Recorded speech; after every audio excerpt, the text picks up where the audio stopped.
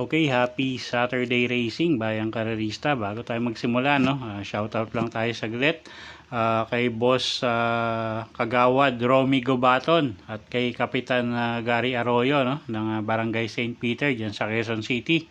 Good luck, boss, happy racing. At pati na rin kay Boss Hernando Laisico ng Sampaloc, Manila. At pati na rin kay Boss Ronald Susim at kay Ma'am Senaida Lopez. Okay, good luck po sa inyo. Happy racing. Magtatama po sana kayo, no? At papalo na lang din po ang Tipsy Race and Review Facebook page para sa mga impormasyon sa karera at iba pang larangan ng sports.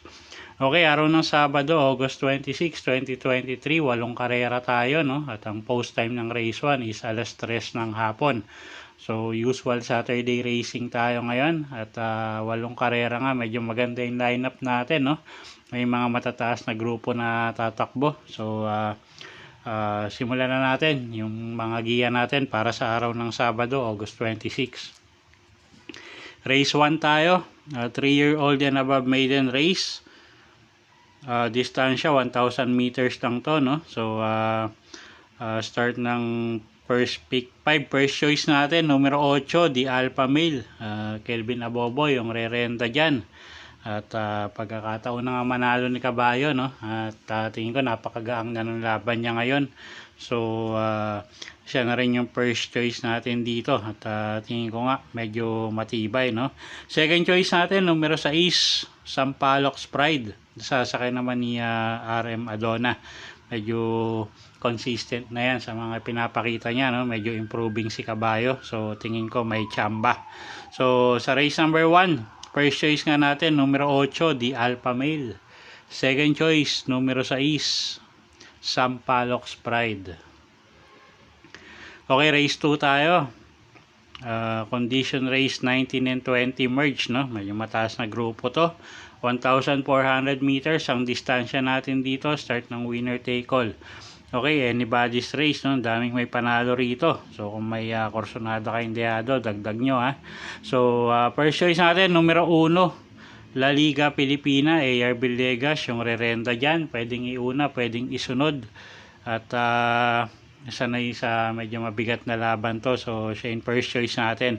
Second choice, yung numero 4 na si Sophisticated, si Aspare Jr., yung sasakay dyan. Medyo magaganda yung pinapakita niya, no? At napakaganda rin ng kondisyon ni Kabayo. Tingin ko malaki rin ang panalo. At kuha tayong pangdehado, yung numero 8, Sylvia Plat, sasakay ni Patty Dilema. Maganda yung post position niya, nasa pinakalabas. May pepwesto agad to. Okay, so sa race 1, first choice numero 1, La Liga Pilipina. Second choice numero 4, Sophisticated. Third choice numero 8, Sylvia Plat. Okay, race number 3 tayo, class 5-5, lowest group tayo, 1,000 meters ang distansya. Anybody's race na naman, no? First choice natin, numero 2, West Pacol, Patty Dilema, yung sasakay dyan. At yun ko medyo mag-aangin laban niya ngayon, no? At medyo mas mabibigat yung nakakalaban niya dati.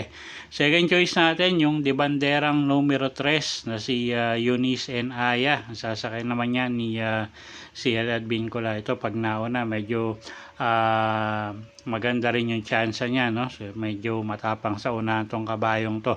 So, siya yung second choice natin. Okay, so sa race number 3, first choice nga, numero 2, West Pacol. Ang second choice natin, yung numero 3 na si Eunice and Aya. Okay, race number 4 tayo. Class 5, 11 to 15 bracket. Distansya natin, 1,000 meters ulit. Anybody's race na naman to. Napakagulong karera, no? First choice natin, numero 7, Hang Loose. Sasakay ni Ace Aguila, di banderang kabayo. Tingin ko pabor yung distansya sa kanya, no? At alam naman natin gaano katulin tong kabayong to. Second choice natin yung numero 1 na si Celebrity, JD Flores, yung sasakay dyan. Medyo magaganda yung pinapakita ni Celebrity ng mga huling takbo niya, no? tingin ko medyo malaki rin ang panalo niya rito. At kuha tayong third choice dito, yung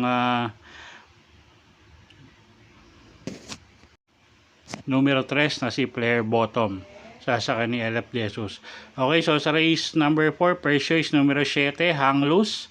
Second choice numero 1, Celebrity. Third choice numero 3, Player Bottom.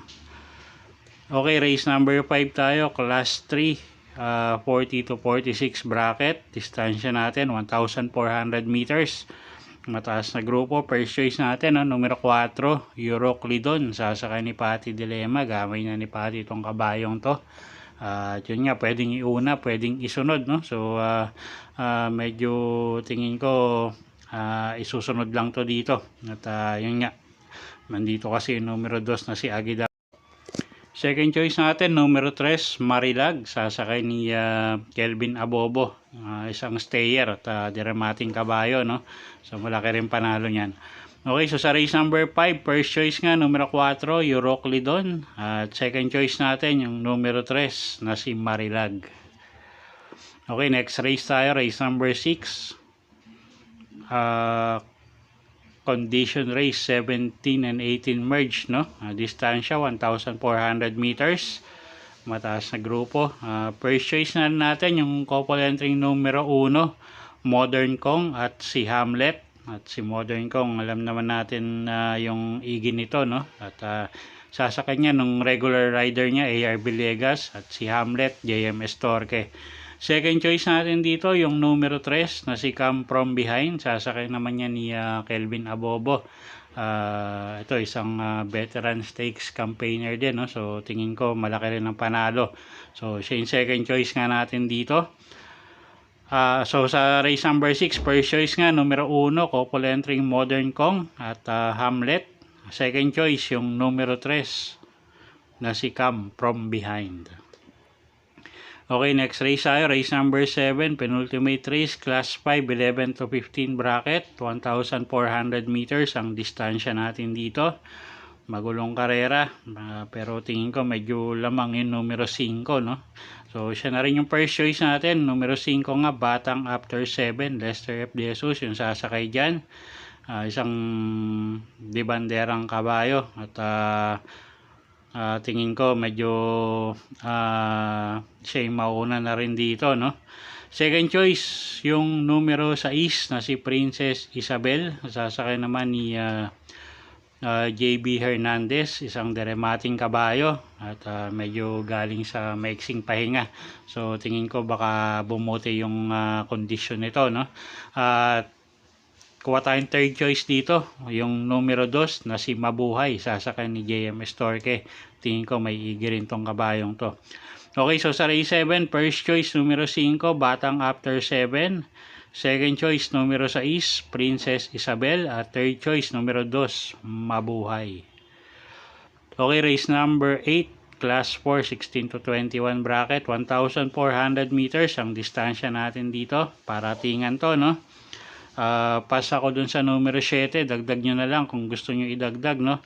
First choice natin, numero 8, Getsemanis Miracle. Sasakay ni JC De La Cruz at isang debanderang kabayo, no? Pag na-rate ng maayos to at nauna, tingin ko malaki panalo. Second choice natin, yung numero 9 na si Nicole's Favorite, Jericho Serrano, yung re-renda dyan. Ito pwede rin iuna, pwedeng isabay, no? At gamay din ni Jericho Serrano. So tingin ko malaki rin ang panalo. At third choice ko dito, pangdehado, yung numero 1 na si Cupid Bell. Sasakay naman niya ni JD Flores. Okay, so sa race number 8, first choice nga, numero 8, Getsemanis Miracle.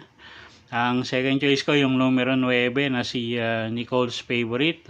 Third choice, yung numero 1 na si Cupid Bell.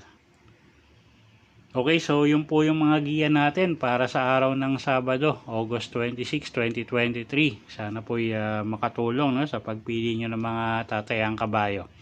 Inulit ko po, kayo pa rin po masusunod kung saan nyo itataya yung pinagpaguran yung pera. Okay, good luck po at happy weekend. Happy Saturday racing, bayang karerista.